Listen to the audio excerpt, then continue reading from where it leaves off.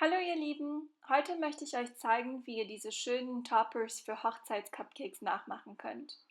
Cupcake-Toppers können flach sein oder gewölbt. Für die gewölbte klassische Variante braucht ihr viel Buttercreme und darauf möchte ich jetzt eigentlich verzichten. Daher mache ich die flachen.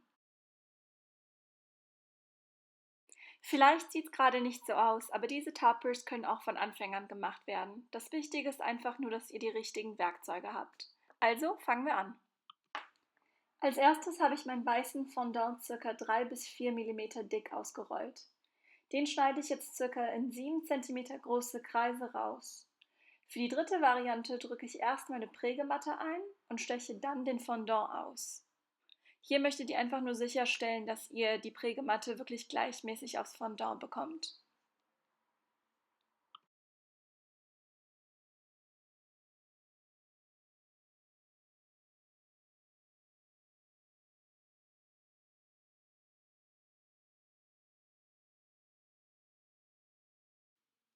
Ich würde euch vorschlagen, die Toppers ein bisschen austrocknen zu lassen, bevor ihr weitermacht. Für die pinke Variante habe ich genau dasselbe gemacht. Übrigens habe ich hier auch weißen Fondant benutzt und mit Rainbow Dusts Pink einfach gefärbt und dadurch diese Farbe bekommen, mit der ich arbeite. Mir war es auch sehr wichtig, dass ich nicht zu viele Farben hier reinbekomme, sondern bei 3 Farben bleibe. Das heißt, alles, was ich mache, ist entweder weiß, pink oder gold.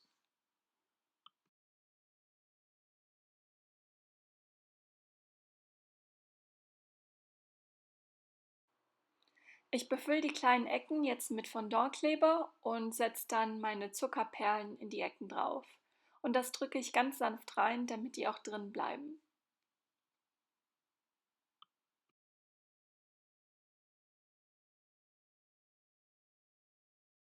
Hiermit ist das erste Design fertig und wir können uns ans nächste Design ranmachen. Am Tag vorher hatte ich essbare Spitze mit Flexi-Eis vorbereitet. Hierzu habe ich in der Vergangenheit schon ein Video gemacht. Den Link dazu findet ihr hier unten. Ich bemale jetzt die Spitze in Gold und lege es dann auf einen flachen Fondantkreis. Ein bisschen Fondantkleber wird einfach dafür sorgen, dass die Spitze auch drauf bleibt. Mit einem meiner Werkzeugen rolle ich über die Spitze drauf, damit alles wirklich gleichmäßig drauf ist. Hier müsst ihr nur ganz vorsichtig mit der Spitze umgehen.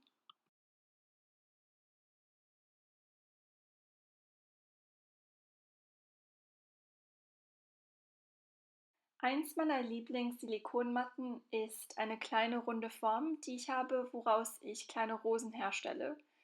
Die kleinen Rosen hatte ich in der Vergangenheit schon gemacht und habe es einfach austrocknen lassen. Eins von den Rosen gebe ich einfach ins Center von meiner Spitze ein und das Ganze haftet natürlich mit Fondantkleber. Ein Video dazu habe ich auch schon in der Vergangenheit hergestellt und den Link dazu für die kleinen Rosen findet ihr unten. Somit ist das zweite Design jetzt auch fertig. Als nächstes machen wir uns an die Rose ran. Für die Rose habe ich zweimal Fondant ausgerollt. Einmal in Pink, dasselbe Fondant wie vorhin, und als zweite Variante dasselbe Pink wieder, aber diesmal mit Blütenpaste von zartem Eis gemischt. Die hellere Variante ist die mit der Blütenpaste und die verwende ich für die äußeren Blüten. Als erstes bereite ich erstmal das Innere der Rose vor. Ich habe jetzt ca. 6 Blüten von 2 cm Durchmesser ausgestochen. Die lege ich unter Backpapier und drücke dann den Rand und Center der Blüte mit meinem Finger platt. Desto dünner die werden, desto realistischer sieht die Rose dann aus. Das erste Blatt wickele ich um den Tropfen, sodass eine Spitze entsteht. Danach lege ich die Blätter untereinander und wickel sie dann ganz rum.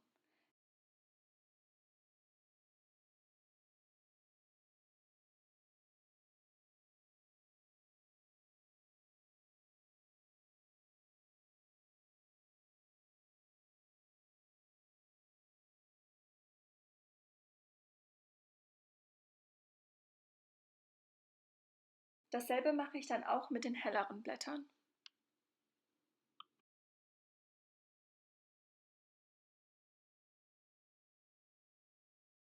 Den unteren Teil der Rose drücke ich zusammen, sodass die Blätter auch zusammenhalten.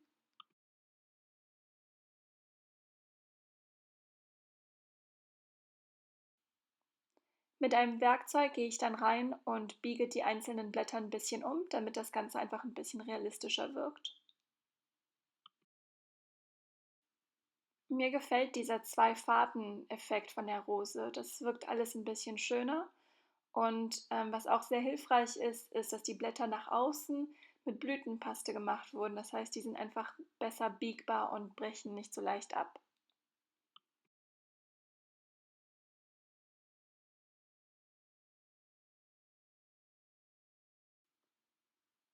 Als nächstes gebe ich dann ein bisschen Fondantkleber auf mein Fondant toppe und lege dann die Rose drauf und schaue, dass ich es ein bisschen drauf drücke. Und dann hatte ich schon mit meiner Silikonmatte Perlen produziert. Ein Video dazu habe ich auch schon in der Vergangenheit gemacht. Und die Perlen gebe ich jetzt auch einzeln auf diesen Topper drauf. Auf meine Perlen hatte ich auch Luster Dust in Perlenweiß gegeben, damit die einfach wie Perlen wirken und ein bisschen glänzen. Erschreckt euch nicht, weil jetzt kommt mein Freund im Hintergrund und fängt an zu singen und macht einen Kommentar. Hi. Was guckst du denn da so? Darf ich da einen Finger drauflegen? Voll. So, mit dem dritten Design sind wir jetzt auch fertig und jetzt fange ich mit meinem Lieblingsdesign an und das sind die Kirschblüten. Hier verwende ich auch meinen pinken Fondant mit ein wenig Blütenpaste und steche erstmal ganz viele aus. Und dann setze ich die in die Prägematte, damit sie diese schöne realistische Form bekommen. Ich würde euch auch hier vorschlagen, dass ihr erstmal ein bisschen wartet, bis die Blumen ein wenig austrocknen, denn dann kleben die nicht so in der Form drin. Und in der Form habe ich auch wieder ein bisschen Luster Dust eingegeben. Das führt auch einfach dazu, dass die schön glänzen, aber auch nicht kleben.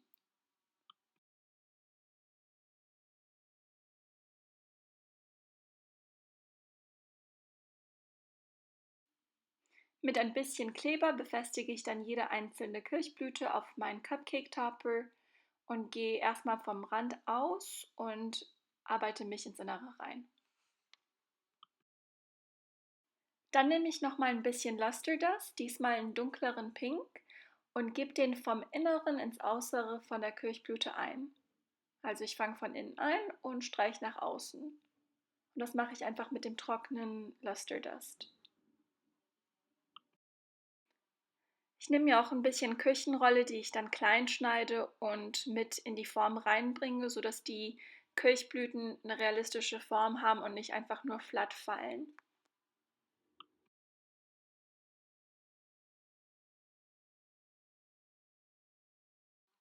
Danach habe ich mir ganz kleine Kügelchen aus Fondant rausgerollt und die habe ich mit meinem Gold bemalen und die gebe ich dann ins Innere der Kirschblüten ein.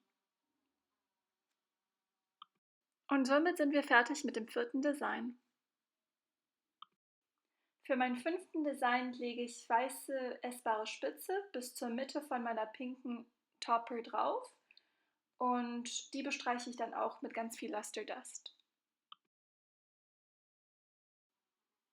Und meine essbare Spitze schneide ich mit einer ganz normalen Schere, damit ich auch diese Kreisform bekomme.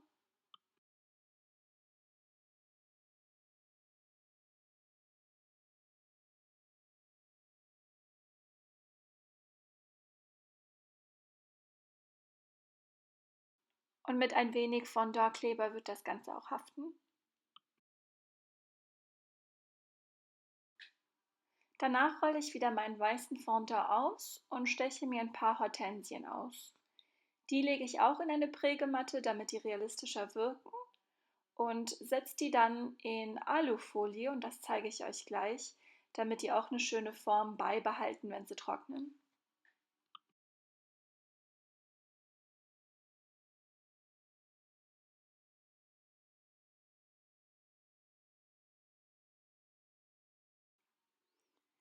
Den Rand der Hortensien drücke ich auch ein wenig rein, damit sie einfach ein bisschen dünner und schöner wirken. So, jetzt kommt meine Alufolie und die rolle ich einfach so lange und biege sie, bis ich kleine Formen habe, in denen ich die Hortensien reinlegen kann, damit sie drauf trocknen können. Und ich möchte sie nicht zu trocken haben, aber ich möchte, dass sie ein bisschen Form aufnehmen.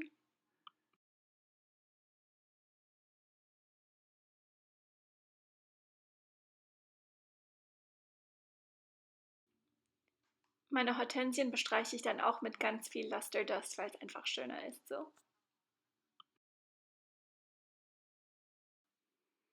Als nächstes klebe ich die Hortensien dann einzeln auf den Cupcake Topper drauf. Ich versuche damit auch die Hortensien so sanft wie möglich ins Fondant reinzudrücken.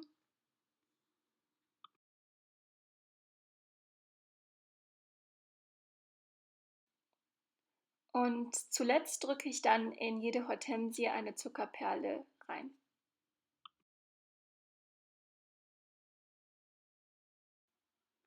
So, somit sind wir dann auch fertig mit unserem 5. Design. Ich habe, wie ihr seht, dann auch nochmal ein bisschen Papierrolle eingegeben, damit die Blätter einfach eine Form aufnehmen und so trocknen. Jetzt kommt unser letzter Design und dafür brauchen wir erstmal 2 Ringe. Und für die Ringe rolle ich erstmal ein bisschen Fondant aus, ein bisschen dicker, als ihr es normalerweise machen würdet, vielleicht 5 bis 6 cm dick. Und dann nehme ich einmal meinen Ausstecher, den ich vorhin auch verwendet hatte, für die Blüten der Rosen und eine Tülle. Und somit steche ich dann einen Ring sozusagen raus. Und ich meinte natürlich Millimeter, nicht Zentimeter. Hiervon braucht ihr dann genau 2. Am besten lässt ihr das Ganze dann ein wenig trocknen, vielleicht 1-2 Stunden, und dann könnt ihr es gold bestreichen, wie ich es gleich tue.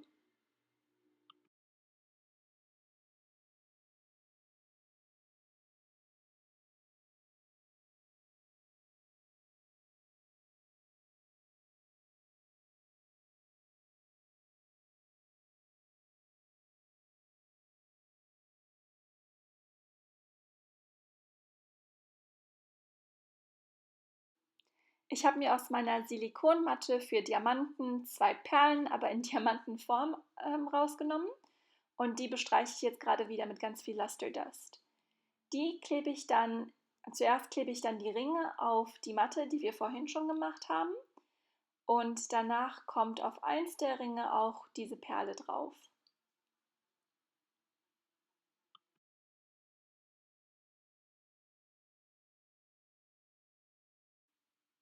Mein Luster Dust Glas setze ich jetzt in die Ringe jeweils rein, damit auch nochmal die Form beibehalten wird.